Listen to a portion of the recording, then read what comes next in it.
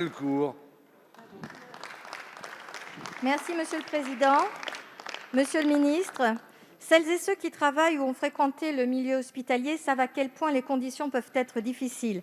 Des situations éprouvantes, un rythme dense avec toujours plus de patients et des moyens contraints qui font de nos soignants de véritables couteaux suisses au quotidien.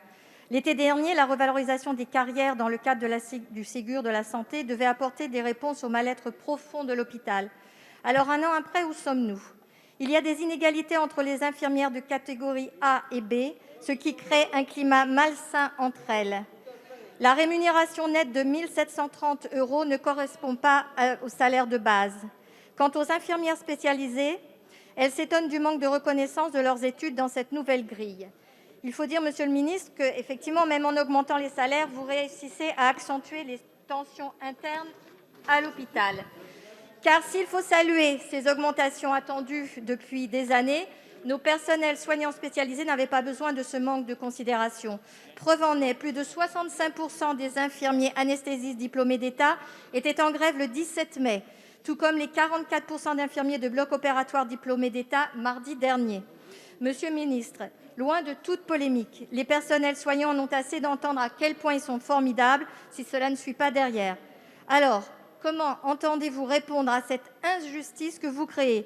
Et quel message souhaitez-vous vraiment envoyer aux jeunes infirmiers qui souhaitent se spécialiser en effectuant 1 à 2 ans d'études supplémentaires pour ne gagner que 13 € net par mois en plus ?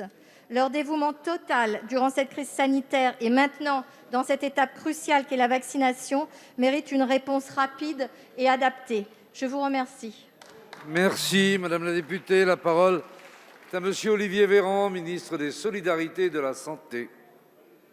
Madame la députée, nous sommes bientôt effectivement au 1 an du Ségur. Et votre question d'abord me permet d'annoncer à la représentation nationale qu'avec Brigitte Bourguignon, avec Adrien Taquet, avec Sophie Cluzel, nous avons il y a 3 jours signé un nouvel avenant au Ségur de la santé avec un accord cadre majoritaire, madame la députée, signé, pardonnez-moi de les citer, par Force ouvrière, par la CFDT, par l'UNSA. C'est le 3e accord majoritaire dans le cadre du Ségur de la santé pour les professions soignantes qui permet d'étendre ce qu'on appelle le complément de traitement indiciaire de 183 € net par mois à quelques 100 000 soignants supplémentaires dans le secteur médico-social, ceux qu'on appelait jusqu'ici les oubliés du Ségur, à compter du 1er janvier 2022. C'est le 3e accord.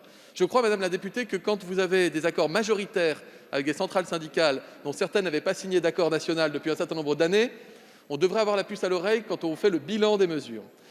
Madame la députée, j'ai réuni les infirmières anesthésistes. Pour la première fois, j'étais le premier ministre de la Santé à les recevoir depuis 20 ans, et je les ai reçus une deuxième fois avec une visio en invitant toutes celles et ceux qui souhaitaient venir. 4 300 infirmiers anesthésistes ont été connectés pendant plus d'1 heure sur quelques 12 000 diplômés dans ce pays.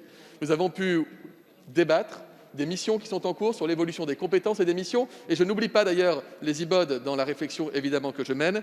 Encore une fois, madame la députée, c'est 13 € la première année de revalorisation sur la grille salariale, plus 183 € net par mois qui comptent pour la retraite pour tout le monde. Les infirmiers anesthésistes comme les IBOD disposent aussi de ce qu'on appelle des bonifications indiciaires du fait de leur spécialité. Pour une IAD, c'est par exemple près de 300 € par mois supplémentaires. Vous ajoutez à ça l'engagement collectif pour près de 100 € net par mois de plus. Et en fin de carrière, ce n'est pas la première année, en fin de carrière, c'est quasiment 600 € net de plus qui s'ajoutent à tout cela. Madame la députée, à la fin des fins, c'est 600 à 700 € net de plus par mois pour une infirmière en fin de carrière grâce au Ségur de la santé. Vous pouvez chercher dans les archives, il n'y a jamais eu l'équivalent. Même en ajoutant les 20 dernières années de revalorisation salariale. On peut toujours faire mieux, madame la députée. J'attends de voir ce que vous proposerez. Monsieur le ministre, pardon. Madame la députée. Oui, effectivement, merci. J'espère que ces mesures prendront effet rapidement, mais il faut penser aux infirmiers et infirmières de catégorie A et B. Vous n'avez pas répondu à cette question, monsieur le ministre.